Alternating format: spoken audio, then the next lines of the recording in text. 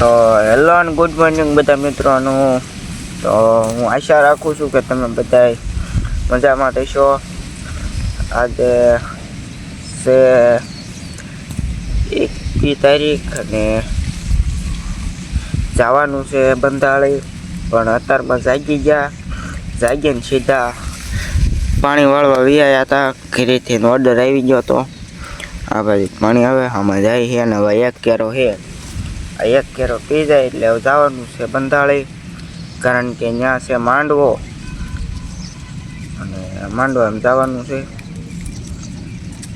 તો હજી નાવા ધોવાનું બાકી છે, પછી નાહી ધોઈને પાછા મળવી.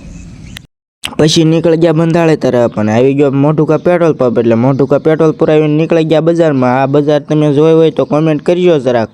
દુકાને જે કોઈ વિડીયો જોતા હોય તો તમને ખબર હશે આ બજાર ક્યાંની છે. જે કોઈ ભાઈઓએ કે બહેનોએ આ બજાર ભાળી હોય તેની તો તે કોમેન્ટ કરજો જરાક કે આ કઈ બજાર છે અને ક્યાં આવેલી છે. મોટુકામાં જ આવેલી છે, પણ કઈ જગ્યાએ આવેલી છે તે જરાક કોમેન્ટ કરી દેજો એટલે ખબર પડે.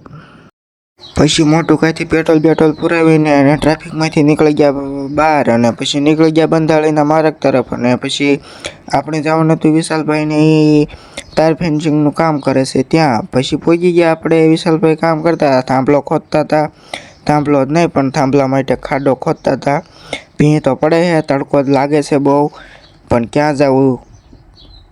પછી ખોદતા હતા અને બે જો આમ મથે હે, ત્રણ મથે. આપણે તો આયા હતા મહેમાન કે છે એટલે આપણે તો કાંઈ અડવી નહીં. પછી કર્યું મશીન ચાલુ. તો તમને બતાવું કઈ રીતે મશીન ચાલુ કર્યું.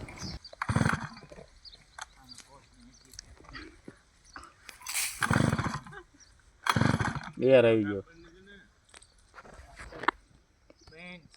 ઉપાડ્યું.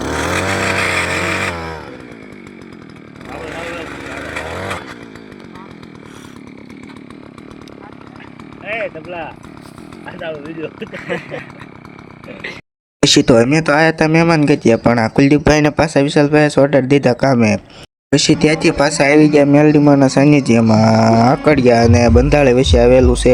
જ્યાં કોઈ ભાઈઓ આવ્યા હોય તો કોમેન્ટ કરજો જરાક એટલે ખબર પડે. પછી માતાજીના દર્શન કરી લીધા. તો આ છે માતાજીનું સાનિધ્ય જે બંધાળે અને આકડિયા વચ્ચે આવેલું છે. તમે આવ્યા હોય તો કોમેન્ટ કરજો જરાક. ગળદી બહુ હતી પણ છતાં આપણે પછી પ્રસાદી લેવા માટે ઊભા રહી ગયા લાઈનમાં. તો ઘણી વાર ઊભું રહેવું પડ્યું હતું, કારણ કે ગળદી હતી. 2-3 ગામના માણસો હતા. એટલે પછી આપણે છેલ્લે વારો આવી ગયો અને બેસી ગયા પ્રસાદી લેવા. અને આ બાજુ માંડવો ચાલુ છે તો તમને બતાવું.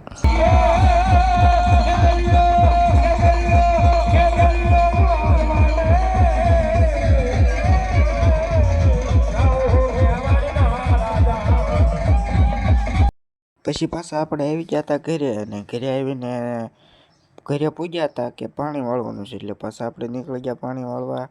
આ પાણી જાય છે અહીંયા થઈને બાજરીમાં થઈને જાય છે જાહેરમાં. તો આપણે જાહેરમાં પાણી વાળવાનું છે. તો હવે જાવી છીએ નાકા બાજુ. કીધું નાકું બાકું ભરાઈ રહ્યું છે તો જાવી છીએ નાકા બાજુ હવે.